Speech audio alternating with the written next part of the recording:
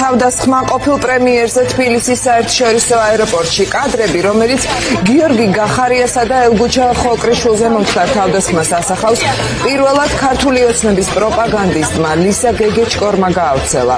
სწორედ გეგეჭკორი იყო ასევე ის პირი, ვინც რამდენიმე დღის წინ მოშიმშილე ჟურნალისტის ზია ამაღლობელის წინააღმდეგ შეურაცხმყოფელი და მადისკრიდენტებელი პოსტები გამოაქვეყნა. ყოფილ პრემიერს და მის თანაგუნდელს ელგუჩა ხოკრიშვილს თბილისის საერთაშორისო აეროპორტში კვერცხებით შეიარაღებული ეგრეთ წოდებული ტიტუშკები დახვდნენ. დაუშინეს კვერცხები და ისმოდა ასევე შეურაცხმყოფელი შეძახილები.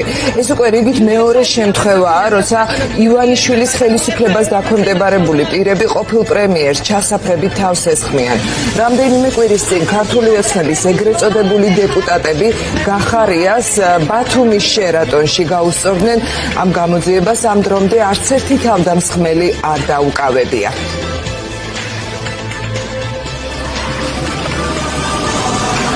ან მოხალატი აგენტი არ ხარ ხალხს მოგავს ვებსაიტისგან აგარ ამ პირველი პრინციპ აგენტი არ ხარ ვაი მე და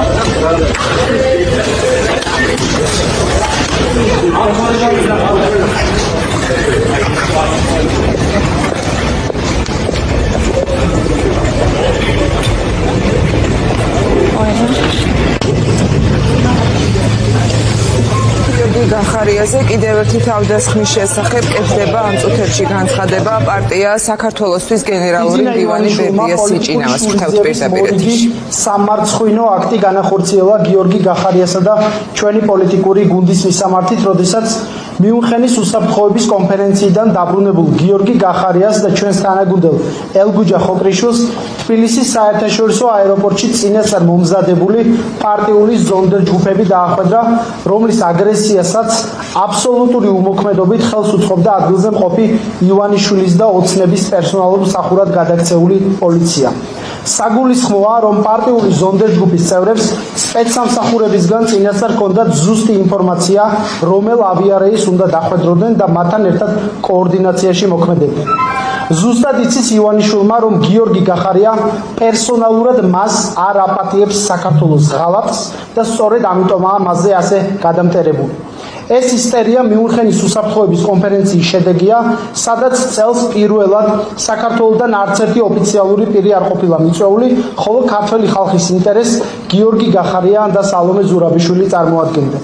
გახარიას ჰქონდა მნიშვნელოვანი შეხვედრები ევროკავშირის წევრი სახელმწიფოების საგარეო საქმეთა მინისტრებთან, ამერიკის შეერთებული შტატებისა და ევროპის სხვადასხვა ორგანიზაციების წარმომადგენლებთან, მთავარი გზავნილები უკანონო პატიმრების დროულ გათავისუფლებას, ახალი არჩევნების დანიშვნის აუცილებლობას შეცვლილ გარემოში და ოკუპირებულ აფხაზეთში ეგრეთ წოდებული არჩევნების არაღიარებას შეეხებოდა. ივანიშვილი მიუნხენის უსაფრთხოების კონფერენციის შედეგებს აუცილებლად გამოსცდის საკუთარ თავზე.